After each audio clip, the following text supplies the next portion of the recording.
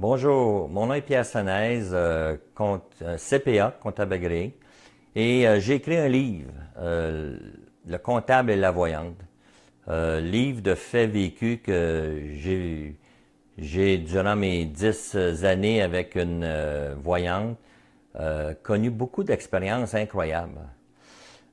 Puis un jour, je me souviens, c'est mon histoire d'aujourd'hui.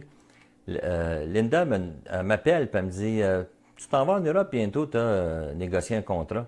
Je dis oui, oui. J'ai dit je pense pas t'en avoir parlé, mais je dis effectivement, je vais partir bientôt pour négocier ce contrat-là. Elle dit il faut que je te voie avant. Ben, j'ai dit aucun problème. J'ai dit je pars à la fin de la semaine. Ça fait que mercredi, je vais aller te voir. Fait que je me rends chez elle, comme à l'habitude que je faisais régulièrement pour avoir un coaching. Et là, elle me demande, elle m'avait demandé d'apporter le contrat. Donc, j'apporte le contrat, puis elle me dit, passe-moi ça. Là, elle prend un crayon avec un highlighter, puis là, elle regarde ça, puis elle feuille ça, puis elle tourne les pages. Moi, je pose pas de questions, je peux même pas comprendre qu'est-ce qu'elle fait. Fait qu'à un moment donné, elle me dit, OK, bon, écoute-moi bien. Elle dit, tout ce que j'ai highlighté, là, il va falloir que tu essayes de changer la formulation des mots, puis la teneur des mots, parce que ces mots-là ne vont pas accrocher autant avec. C'est-à-dire, non, il faut bien l'expliquer. Elle m'avait dit, l'aura de ces mots doit bien s'accrocher avec l'aura des personnes en Europe qui vont lire ce contrat-là. Alors, bon, j'ai pas besoin de vous dire que j'étais bien mélangé, là, puis c'est bien mélangeant. Mais je comprenais quand même qu'elle faisait une association avec la couleur des mots versus la couleur des personnes, la couleur de l'aura de la personne qui lirait ce contrat-là. J'ai effectivement changé, comme elle me l'a dit, parce que ça faisait quand même plusieurs années que je la consultais, et j'étais rendu à un point où, j'étais rendu à un point que je comprenais rien, mais j'étais rendu à un point où je la croyais. Donc, j'ai changé ça, je me suis rendu à mon voyage, et croyez-le ou non, écoute, je le croyais même pas aujourd'hui, je le croyais même pas avant, puis vous, je vous laisse le soin de décider d'y croire ou pas. Mais les gens là-bas m'ont dit, wow! Il dit, c'est incroyable parce qu'il dit, on voit que tu as fait des modifications, puis on préfère la façon dont c'est écrit cette fois-ci. Et là, moi, j'ai tout de suite dit, mais j'avais le goût de leur dire, mais je ne l'ai pas dit naturellement. Mais oui, j'ai changé la couleur des mots, donc ça va mieux avec la couleur de votre aura. Alors, j'ai plutôt été très content de ça. Je venais encore de vivre une expérience incroyable avec Linda qui était ma coach. Et après cette séance-là, après qu'elle m'ait tout fait ça, elle voulait aller acheter du lait. Fait qu'elle me dit, Pierre, j'aimerais ça que tu viennes chercher du lait avec moi. Il commence à faire un petit peu sombre, puis je me sentirais plus en sécurité. Moi, j'étais content, j'étais pas loin, le dépanneur était à quelques coins de rue. Fait que je dis, oui, je vais y aller avec toi. Fait qu'on marche sur la rue, on se parle, et tout d'un coup, comme tout le monde fait quand on voit un ami de l'autre côté de la rue, elle salue. Elle dit « Hello ». Moi, je regarde de l'autre côté de la rue avec elle, je dis « Excuse-moi, mais il n'y a personne de l'autre côté de la rue ». Et c'est là qu'elle me dit, elle dit « Oui, oui, elle dit, il y a un gars qui est là, qui a eu un accident d'automobile, qui est décédé là, mais qui est resté accroché au coin de la rue. » Parce que elle m'a réexpliqué par la suite que il y a différentes personnes qui, durant leur mort, vont s'accrocher. Aussi banal, aussi incroyable que tu es dans une chambre d'hôpital, tu meurs, tu sors de ton corps, il y a un arbre de l'autre côté de la rue, tu t'accroches après, puis tu peux être là des centaines d'années. Puis, je reviens toujours à la même phrase que j'aime bien vous dire. Si c'est vrai, si c'est pas vrai, je ne sais pas. Moi, c'est ça qu'elle me contait, c'est ça qu'elle m'expliquait. Puis, je bélivais en elle parce que il y avait quand même tellement de choses que j'avais vécues avec elle, puis tellement d'aide qu'elle m'avait apporté qui avait été vraie.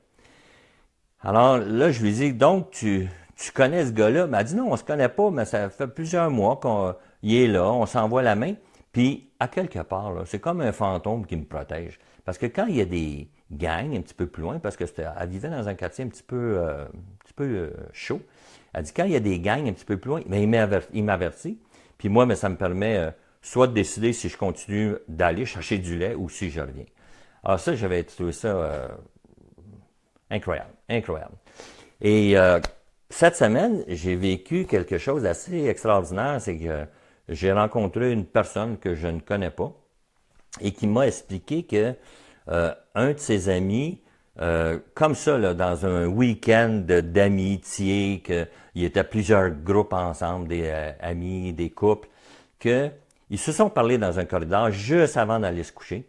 Et malheureusement, il est arrivé un accident là, où ces deux amis d'enfance, des deux amis qui se connaissent depuis toujours et aujourd'hui encore, puis c'est un homme d'à peu près 50 ans, donc c'est deux hommes de 50 ans, bien, 10 minutes après qu'ils se soient parlé dans le corridor, il y a un des deux qui est mort, qui a malheureusement fait une chute mortelle. Et c'est là qu'il faut prendre conscience que on a toujours ce fameux 10 minutes-là. Vous allez parler à un ami, vous allez parler à votre femme, vous allez parler à votre enfant. On ne sait pas qu'est-ce qui arrive après. Alors, et c'est là que Linda m'expliquait toujours, Pierre, vis ta journée comme si c'était pour mourir à minuit hier soir. C'est difficile de se rentrer ça dans la tête, mais c'est possible. Puis c'est possible parce que moi, j'ai fini par le faire. Et j'ai regardé cet homme-là que je connais pas, puis je lui ai dit très poliment, très humblement, est-ce que tu l'entends?